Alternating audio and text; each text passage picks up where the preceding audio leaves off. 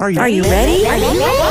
Let's go! Don't you sometimes just want to talk about everything? You know, there's days when you can just talk about anything. Need to sit back and chat about nothing at all? Nothing But Julie, coming at you with fun and creative topics and interviews. Did you hear Julie's podcast? She's got the greatest topic. Come join the chat about everything, anything, and nothing. So unwind and tune in to Nothing But Julie. Great topics and cool interviews with some pretty awesome people. And now, without further delay, here's Nothing But Julie.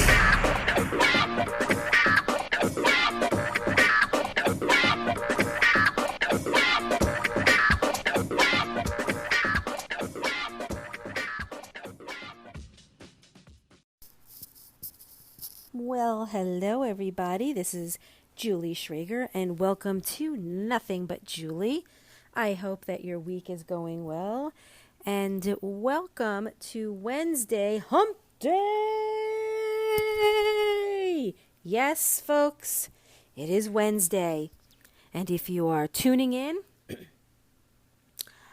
we are close to being through more than half the work week. Yeah! So, I'm very excited about Hump Day. I always get excited when we reach the middle of a work week or the middle of the week. Gives you something to look forward to, right? Even if you have nothing going on. So, I was trying to figure out, what kind of topic can I do? And I do research and ask family and friends, and my sister came up with the best topic.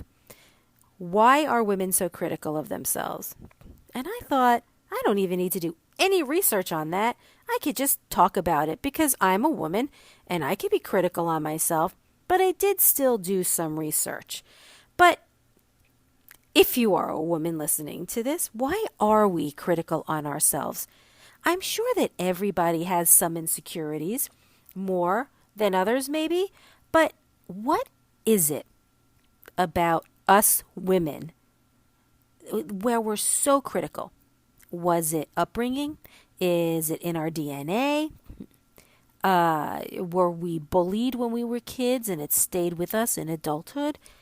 I really wonder what the variations also of being critical on ourselves can be. I mean, I don't know. I know that, for example, some people can't take compliments very well. And I do think that that is something that also comes with age and maturity and wisdom. And I, for one, know, when I was younger, even maybe up to 5 years ago, if someone were to compliment me, I would do the aw shucks or stop and but now I'm 51, and if I get a compliment, I am very apt to just saying, well, thank you very much. And then I feel like, my God, if I say thank you very much, it's almost like me sounding like, oh, I know. If someone says, oh, what a beautiful outfit, it's like me saying, oh, I know. And I feel like they're getting like that kind of vibe. But when I compliment someone and they say thank you, or that was so nice of you, I don't think that they are conceited or, think of themselves highly. I just think they're saying thank you. So when I started trying it and saying a simple thank you, or that was so nice of you, it came out so easy. And now that's all I ever say. It's not like I'm getting 1,000 compliments. I'm just saying if someone were to compliment, I find that as I get older, things get easier. I care less about what people think of me. I don't for a moment feel like how I used to be, that I have to explain myself. And I feel as though, like I said, with maturity, I feel as though the whole critical aspect of being a woman is kind of a little bit easier to deal with as you get older. and many of you might agree, when you get older, things, like I was saying, you don't really care about things. You don't really care about like I said, what people are thinking about you. And I know that when you're younger, it's like, oh my God, what? I can't believe this person said this about me, and am I really like that? And then you try and change how you look, how you act, and now I just don't give a shit. If I find out someone doesn't like me, which, that never happens. Everyone loves me. Just kidding. Then I'm just more like, screw you. And I don't even care why now. I actually don't care. Years ago, I cared. Years ago, it would have tormented me. And I would have been like, but why? I'm such a nice person. And what did I do? And who said something about me to someone else? And you're just trying to rationalize how I was feeling and trying to get through it. And it never really worked. I became so self-conscious of myself. And it's so freeing when you realize that you just don't care. All of that time and energy and anxiety and sadness and all the other feelings that went along with how you felt after someone might have said something about you, I tell you that it doesn't matter to me anymore. And I think that if you're younger than 50 and you have the ability to shrug things off, I think that is a wonderful trait.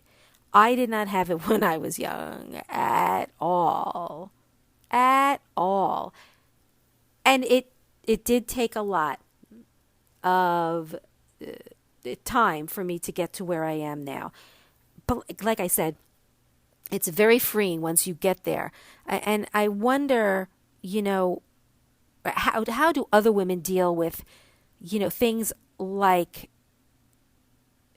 low self-esteem and being critical on yourself because you have low self-esteem? I mean, you could have somebody that acts like she has it all, but then you find out really what's going on behind closed doors and she doesn't. Which is why we should never judge anybody, ever. I don't like judging people. I don't like to be judged. And you might be saying, well, wait a minute, I thought that you said that you're not critical on yourself. No, I'm not anymore. But when I say I don't like to be judged, I just mean I don't like when people actually do make judgmental statements about me when they don't even know me. I might not care about it or get upset about it, but I feel like people don't have a right to judge you. Let them get to know you and then hate you. It's just one of those things where I don't think anyone has the right to judge anybody because, people in glass houses shouldn't throw stones. You don't know that other person or what that person's going through. And if you're going to listen to what other people have to say about this person, it's not the nicest thing in the world. And you're not a nice, decent, good person if you listen to someone saying, oh, that Julie, she's this and she's that. And then that person goes on to believe what she says. But meanwhile, you're not even like that. And it could be someone who's angry at you or, might have gotten stung by you or who the hell knows. And they just want to spread a rumor or gossip about you. Now this other woman is like, oh, Julie, and she's just believing what one person told her. And then they get to know you and they say, oh, I had heard that you were this and you were that, and you are not like that. People, I'm sure, do not like to be judged as well. And it's just one of those, do unto others as you would do unto them. Me, you. You want to treat people in the manner in which you want to be treated. If you want to be treated like shit, well, then I can understand why you would treat people that way, but it doesn't make it right. And I don't think that women should be, we should not be beating ourselves up over how we look, the things we wear. There's so much change. There's too much change going on in this world to set women back. And I think that it's really important not to beat ourselves up and be so self-critical in this unrealistic quest, to be perfect, because we're not, and we never will be. And once we accept this at an earlier age, I think the better version of us we will be. And I know that there's other women that feel this way and maybe are in my shoes, where it took a while for them to not be so self-critical on themselves. I was reading an article. I wasn't doing research, but I was reading an article. I believe it was from the Daily Mail, where research shows that women are generally kinder and more nurturing and empathetic to others than men. But at the same time, they're meaner, they're more dismissive and critical of themselves. It's very difficult to have it's like almost like you're a crossword puzzle. You're kind, but you're mean, It reminds me of Devil's Advocate, taste, but don't touch. We have a lot of different emotions running through our bodies, and we have a lot of feelings. And I think that these messages from culture that we perceive are, that maybe that person is more important than yourself. I remember Deborah Winger in Terms of Endearment and the scene where she had to say goodbye to her sons. And she had said to her older son, was it Tommy? I think. And she had said, I love you, and don't ever think that I won't know that you love me. And she said, I love you more than I love myself. And I saw that when I was younger, and it was so clear and defining to me that you need to love yourself, and you need to love yourself first. And I was always, and still am, a selfless person. Raising a child, having a husband, having all these different responsibilities, you sometimes wind up putting yourself last or second or third, but never first. And I never put myself first. Never. Until my son grew up, and I realized that half my life, more than half my life, I was putting him first. Not my husband, not me. And I slowly started doing more things for me, and I felt so selfish that I was doing things for myself. Like, how can I do that? This is so selfish of me.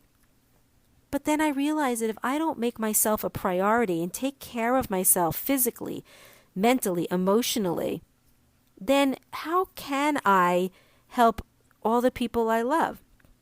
And there's absolutely nothing wrong with putting yourself first and making yourself a priority. You deserve it. It doesn't mean that you're still not going to treat others the way that you want to treat them. It just means that you're treating yourself respectfully. And, yes, everyone should be kind and forgiving towards others.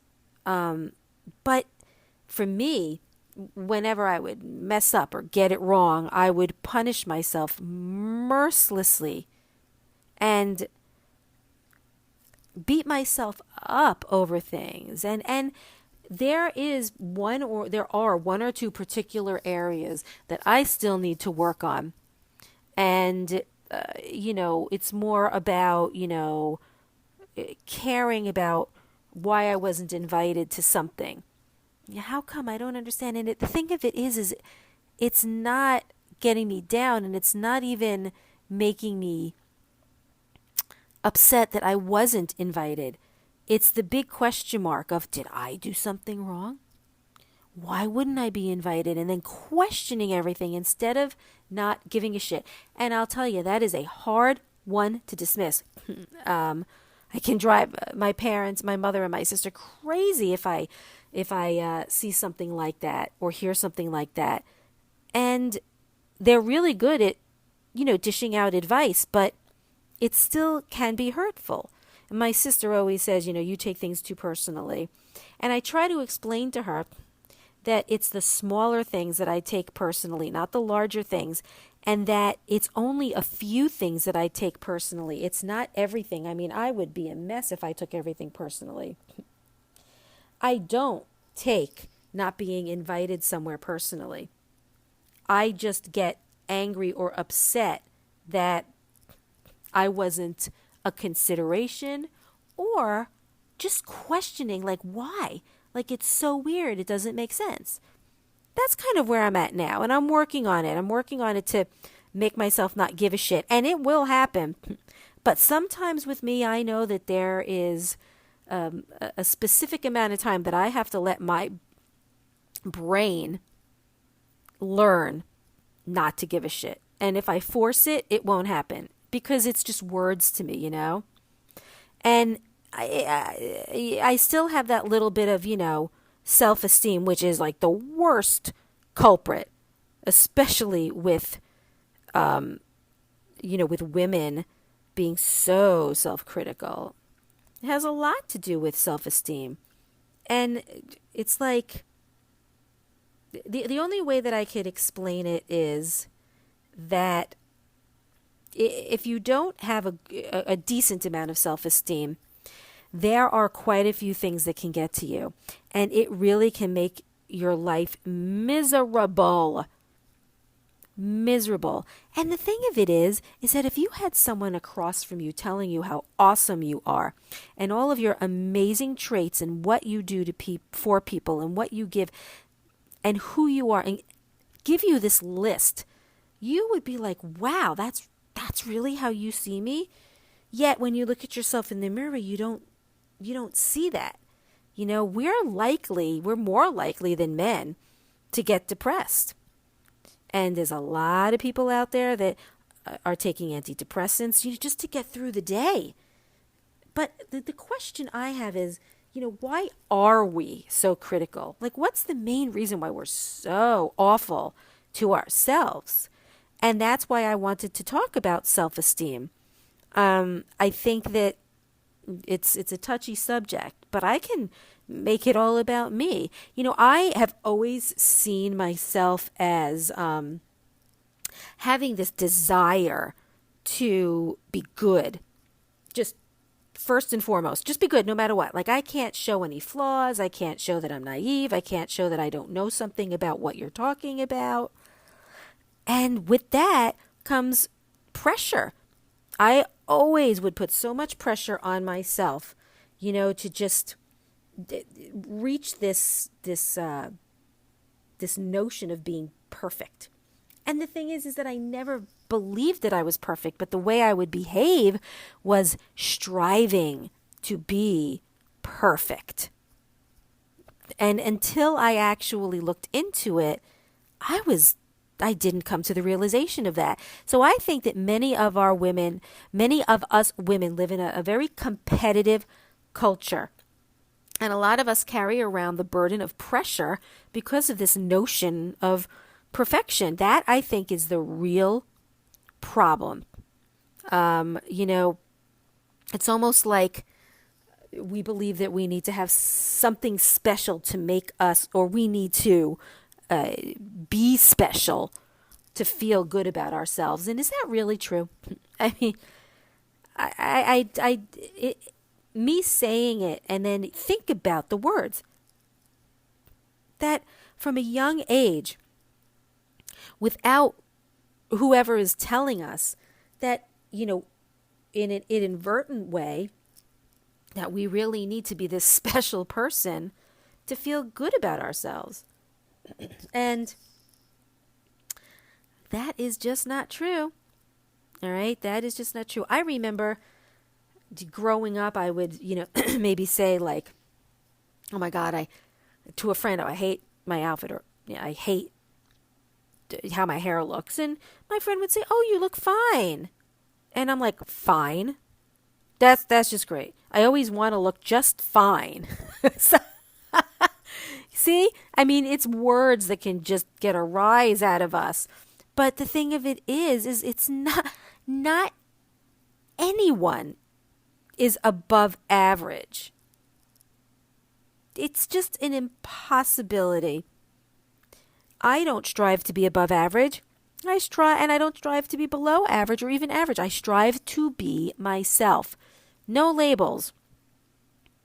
And it's almost like we feel that in order to feel good about ourselves, we feel that we're doing something wrong or we need to do something right.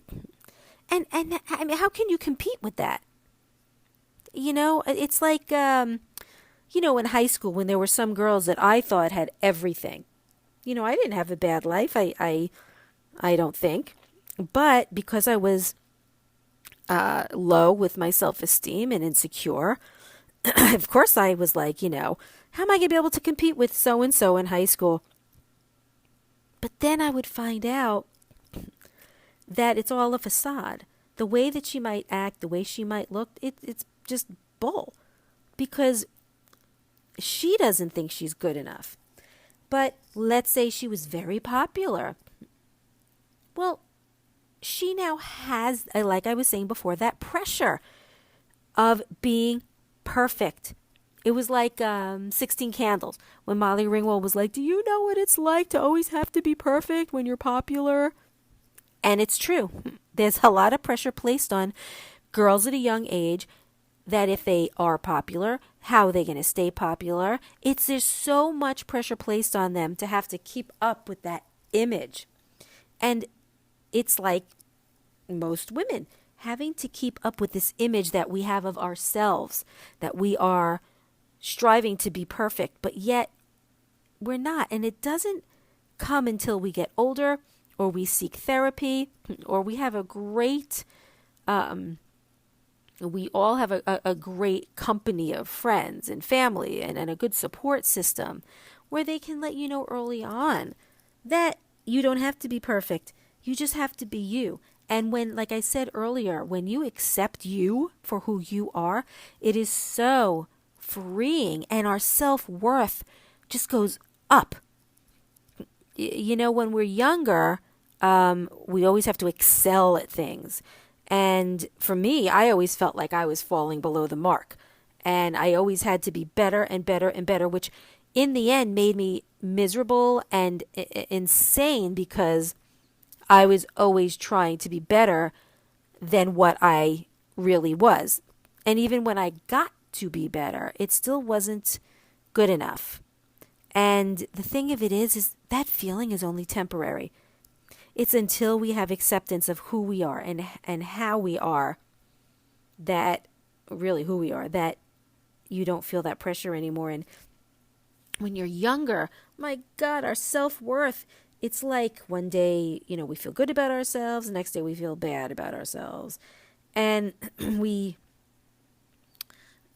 back to talking about compliments, if you were to get a compliment, oh my God, you're like jumping off the bed and everything is wonderful. But yet you feel like jumping off a bridge when someone criticizes us. Instead of it not being that way, being, ecstatic over a compliment is nice. It's nice to get a compliment, but maybe being humble and just not letting it go to your head and not getting so crazy excited about it and just thinking, oh, that was very nice. And certainly, if someone criticizes us, instead of feeling like we want to jump off a bridge, how about just not giving a shit? And that is all part of learning about your self-worth. And I'm certainly no therapist. I'm just talking from my own experience and what I've been through and how it's helped. And I think it's very important that at a younger age we all learn how to know our own self-worth and know that we really shouldn't be criticizing ourselves. I think that it's really important because if we learn this at a young age, like I said, so many years of strife can be eliminated. I think that when we pummel ourselves, we self-criticize, it doesn't work. And in the end, it's like, what's the point? Why even do that?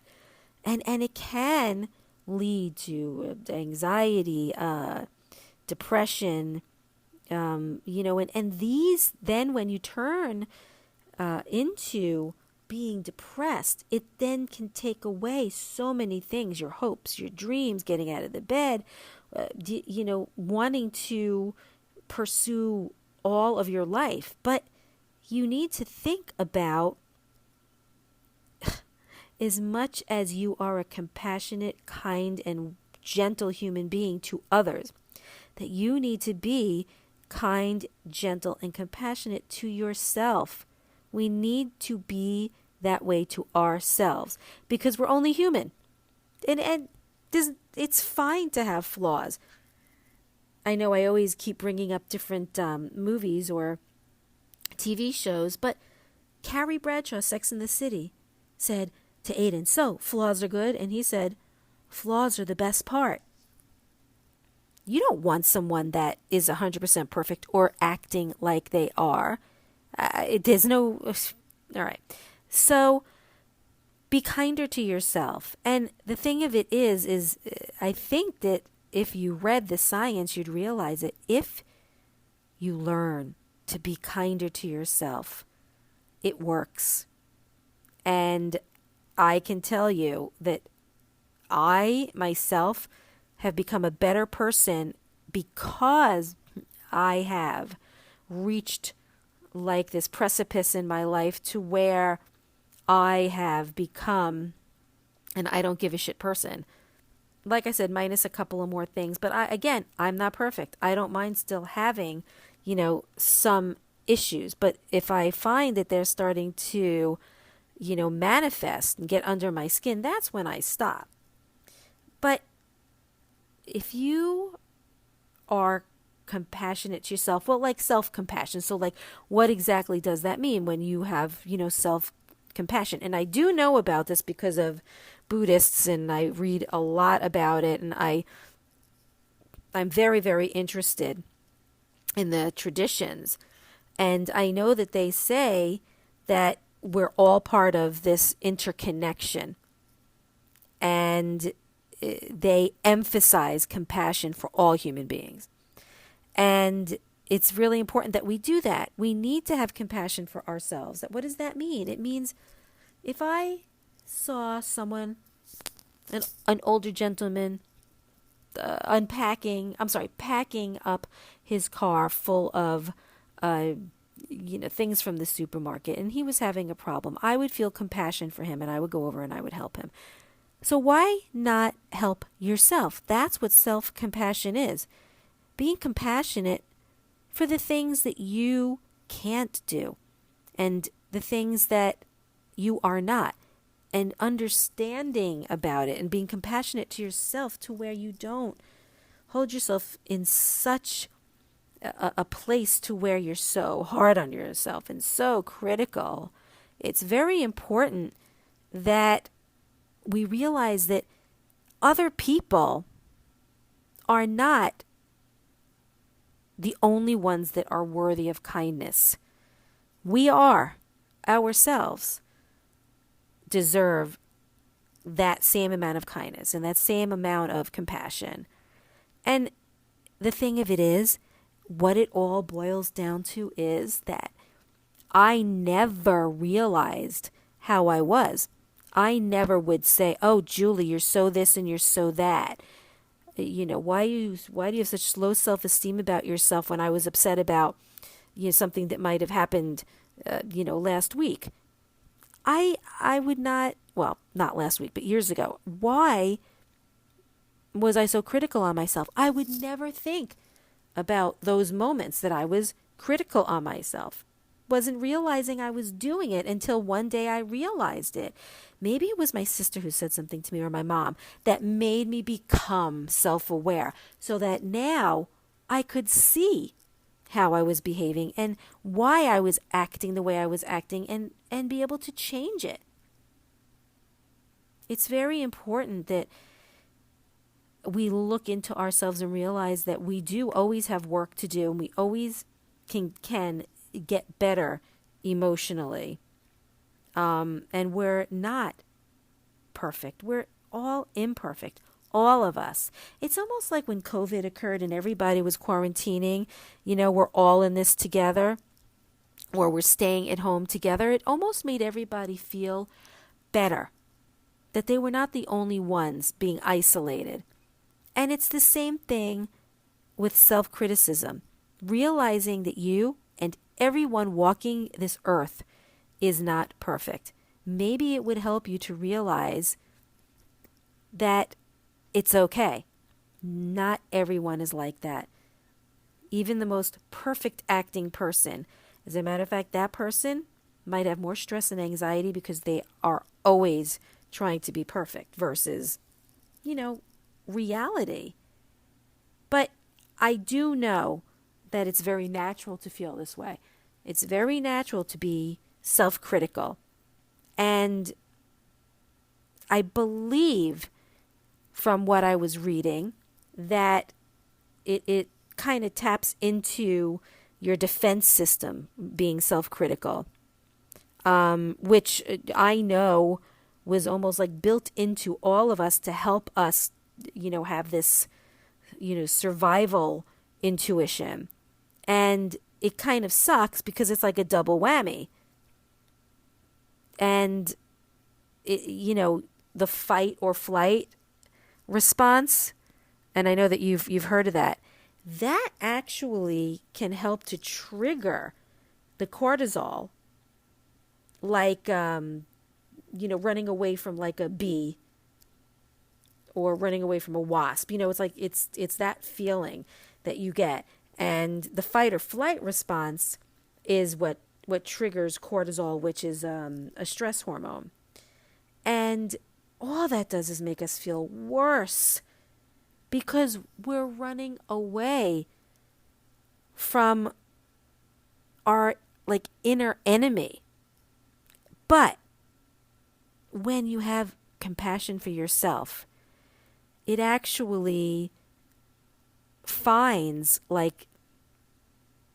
the more emotional, caring area of our body, like the nurturing, like when you're a mom and you're nurturing your baby. There's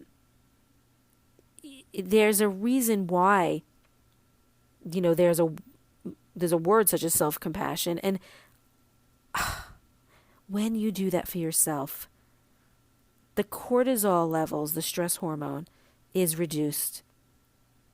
And then you get the oxytocin, right? It's like working out. And that's the feel-good hormone, oxytocin. Now, wouldn't that be wonderful to have less cortisone hormone and have more oxytocin? And all it takes is being kind to ourselves and having self-compassion for ourselves.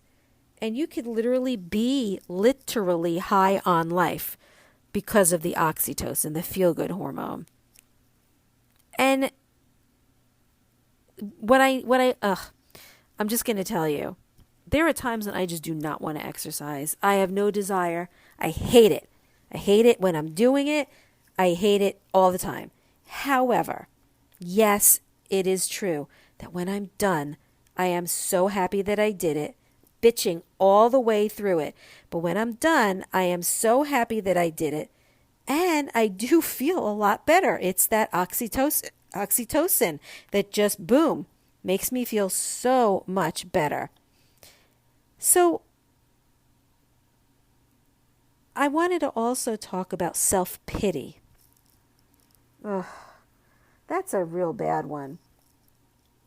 I think that when you have pity for someone, that is the same thing as having it for yourself. It's basically saying that, that the things that are going on in my life, my issues, that's self-pity, is, I deserve care. I deserve attention. But it's a slippery slope because, first of all, I don't like pity. Oh, feeling bad for somebody for this and for that. the best thing that you could do is, well, having self-compassion, I would say, is the biggest thing that you can do for yourself. I mean, wouldn't you want to feel safe? And wouldn't you want to be able to have your own inner emotional support system? Having friends, having family to help you is wonderful. But what about helping yourself through things? You know, having these types of coping skills to help yourself. I mean, if you have a friend that just really messed up, let's say a speech, would you be kind and supportive to your friend, or would you be tough, or would you be fair? What would you do for your friend? I mean, either way, you'd be letting your friend know that you were there for her. So why do we gang up on our own selves to be at our best? It just proves that people are not perfect. But, ladies, I am going to tell you a secret. A secret that you probably didn't know you had, but I'm going to tell you that you have it. Did you know that we can turn things around?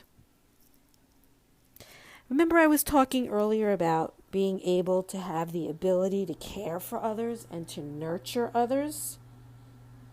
Well, did you ever think about other things that could help? What is it that you can do? What does it take? What is it that you think? It's because we need to be inside of us. We literally need to go inside of us whenever we need it. Did you ever think that you could do that? Even when we're at our worst, we can dive into our own bodies and pull it out. I mean, we can literally take the ability that we have to care and nurture for others and take it and direct it inward for our own selves. It comes very easy for us to nurture our babies, other people, friends, family. But you can do it for yourself. It's available inside of us whenever we need it, especially when things really suck.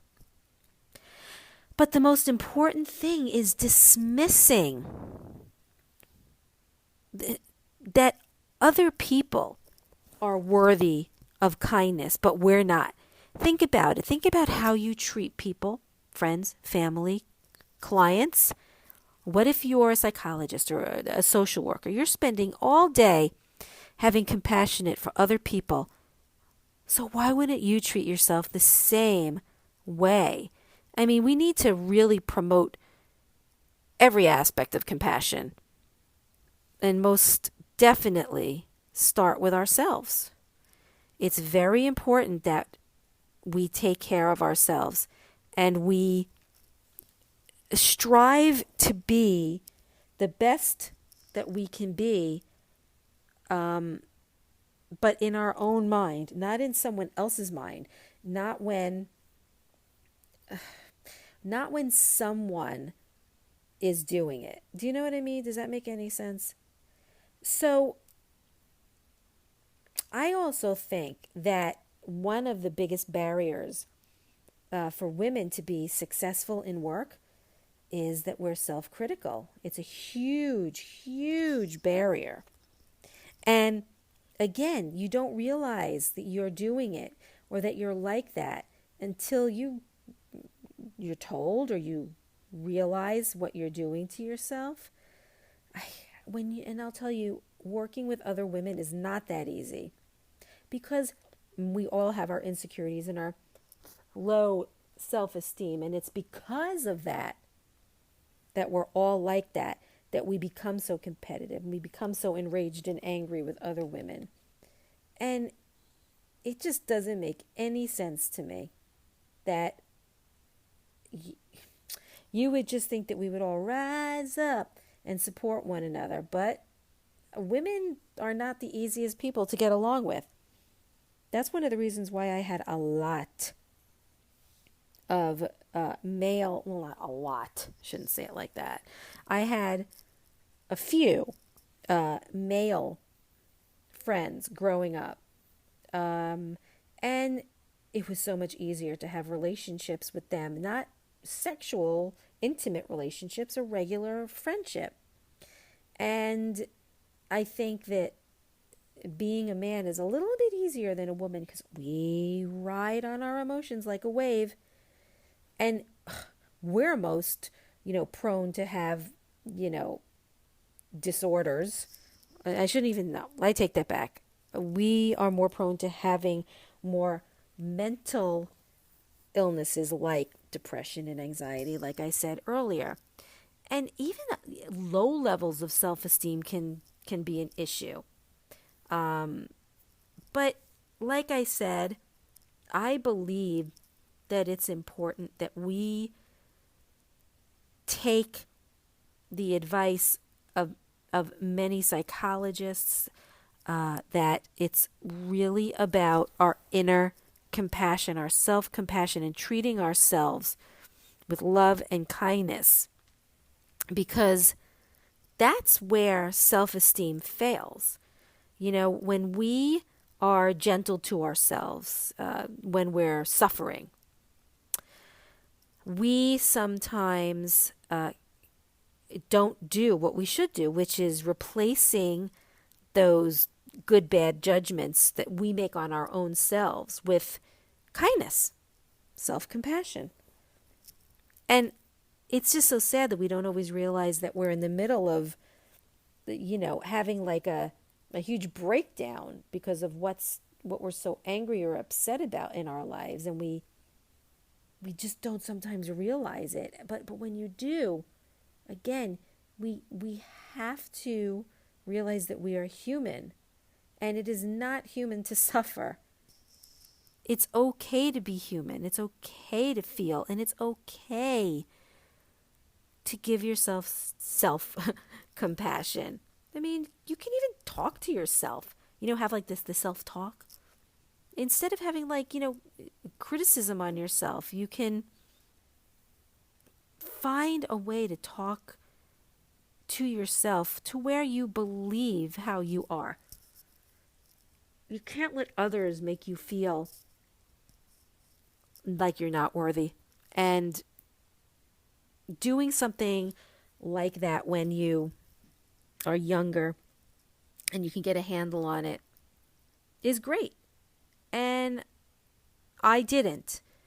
I was very self-critical for a really, really, really long time. And I became aware of, my inner critic, my super ego.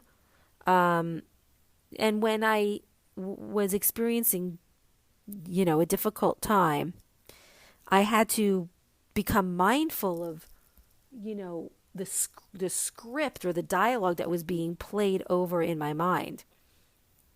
Sometimes my inner critic would tell me that, I didn't perform well enough, like that negative voice. And the most important thing was learning how to detach from that negative voice. And then I learned that it's okay to be human. Oh, you mean I'm not perfect? And I can make mistakes? Oh, okay.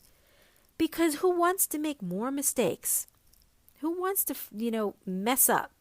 But it's that inner critic. And soothing the the inner critic by saying, yeah, listen, man, I am human. I make mistakes. It doesn't mean I'm complacent. It just means that I'm affirming that I make mistakes, and to make mistakes is human. And like I said earlier, to treat yourself the way in which you would treat others. And like a best friend, sometimes we treat our friends better than we treat ourselves. And I mean, think about it. I think that we treat others better than we treat ourselves. And it's just kind of just the way it goes for some people. But I think that women really embrace affection and kindness, and they like it. They love it. It makes them feel good. But I just think that if you start treating yourself the way you would treat someone that you love, you'd be surprised at how that inner critic would soon disappear. And one other thing, and this is probably the last thing, is really important, that you have to return to a life of being a little bit nicer.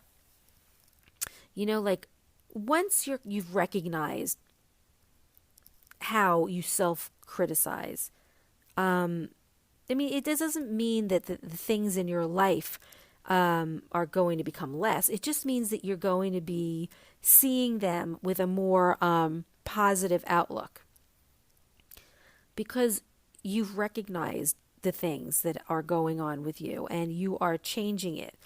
And you're changing it by being more self-compassionate, in a day-to-day life.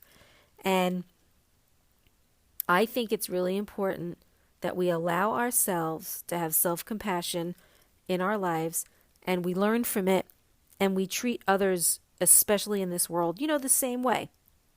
But remember that you are a priority. And you don't have to be so self-critical, and you don't have to be so hard on yourself. You can actually realize that you are human, and you are loved, and you are not perfect, and you should never intend on being that way. And accept yourself for the wonderful, amazing person you are.